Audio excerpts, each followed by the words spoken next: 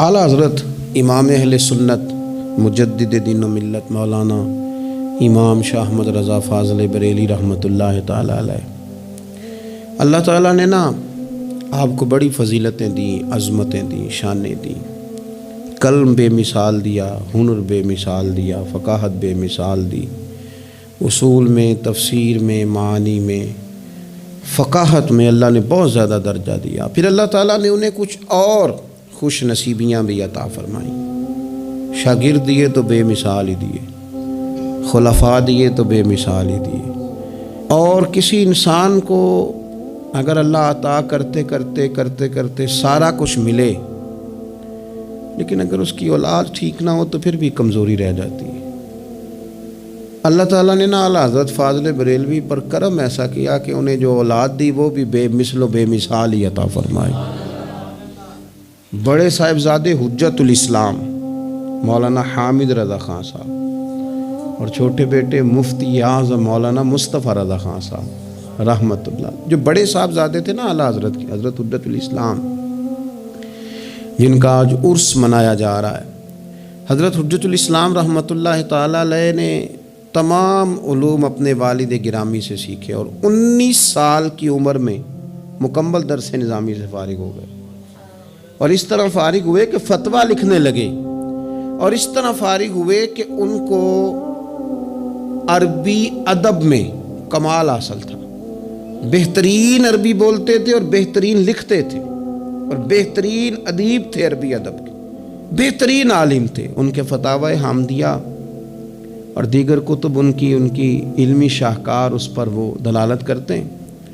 चूँकि बहुत बड़े बाप के बेटे थे, बड़े आदमी के नक्शे कदम पर बैठ के वक्त गुजारना आसान नहीं होता, बड़ा मुश्किल होता है। जिगर राहे वफा में नक्श ऐसे छोड़ आया हूँ कि जिस मंजिल से गुजरा हूँ वो अब तक याद करती है। उनका मिजाज ये था कि उन्होंने ना आला हज़रत फ़ाज़िल बरेलवी के बाद जो इतना बड़ा आदमी हो, इतना बड़ा हल्का अहबाब हो, तो बाज़ों का साहिबज़ादों से वो हल्का अहबाब बिखर जाता है। उन्होंने उसे बिखरने नहीं दिया। आला हज़रत रहमतुल्लाह अलैह के शागिर्दों में, मुरीदों में, खुलफ़ा में जो लोग इल्मी तौर पर उनसे उम्र में, इल्म में छोटे भी थे, उनके साथ भी वो निहायत आजिज़ी से पेश आते, प्यार करते, मोहब्बत करते। उनका अंदाज हमेशा लोगों के साथ आजिज़ी वाला रहा, हत्ता कि अपने मुरीदों के साथ भी। बहुत लंबे सफ़र पे गए हुए थे। अब ये कि उस्ताद की खबरगिरी तो ज़रूरी है, भाई की खबरगिरी तो ज़रूरी है, लेकिन जो शागिर्द हैं, जो मुरीद हैं, ज़ाहिर है उनके ज़िम्मे खिदमत होती है, उनकी खिदमत थोड़ी की जाती है। एक लंबे सफ़र पे गए हुए थे, वहाँ से वापस आए, ट्रेन पे उतरे, फिर रक्शे पे सामान रखा। हज़रत हुज्जतुल इस्लाम मौलाना हामिद रज़ा ख़ान साहब और रक्षा घर के दरवाजे के करीब पहुँचा तो एक शख्स दौड़ा दौड़ा आया। उसने आके अर्ज़ की, हुज़ूर मेरा भाई आपका मुरीद और बड़ा सख्त अलील है, एक दो दफ़ा मैं आया हूँ आपको लेने के लिए, लेकिन आप मौजूद नहीं थे, सफ़र पे थे, तो आप थके हुए हैं, आराम फरमा लें, फिर जब आप मुनासिब समझें तो ज़रा उसको देख लें, वो आपको देखना चाहता है। हज़रत ने अपने साहिबज़ादे को बुलाया, हज़रत मौलाना हम्माद रज़ा ख़ान साहब नोमानी मियाँ रहमतुल्लाह अलैह, जिनका मज़ार कराची में है पाकिस्तान में, उनको बुलाया। बुला के फरमाने लगे, ये मेरा सामान घर ले जाओ, और अपने उस मुरीद के भाई से फरमाने लगे, आराम बाद में करेंगे, पहले मुरीद को देखेंगे।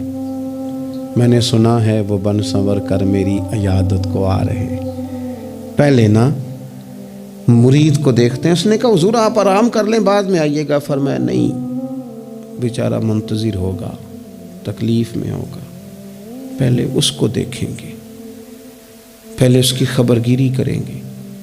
हज़रत हुज्जतुल इस्लाम रहमतुल्लाह अलैह यूँ लोगों से प्यार करते रहे कि वो लोगों के दिलों में घर कर गए।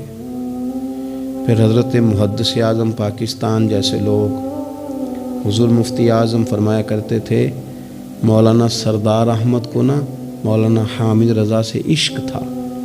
वो क्यों था? वो तालिब इल्म थे, वो उनके शागिर्द थे, वो उनके मुरीद थे। इश्क किस तरह हुआ कि हज़रत मुहद्दिस आज़म फरमाते हैं वो हमसे अपनी औलाद से बढ़कर प्यार करते थे। گھر سے کھانا آتا تھا، جیسے کپڑے اپنے بچوں کے بنتے تھے ویسے ہمارے ہوتے تھے۔ وہ ہمارے دکھوں کا خیال رکھتے تھے، ہمارے خرچوں کا خیال رکھتے تھے، گرمی سردی کے ملبوسات کا خیال رکھتے تھے۔ وہ ہماری ضروریات ہماری طبیعتوں کے مطابق اتر کر سمجھتے تھے۔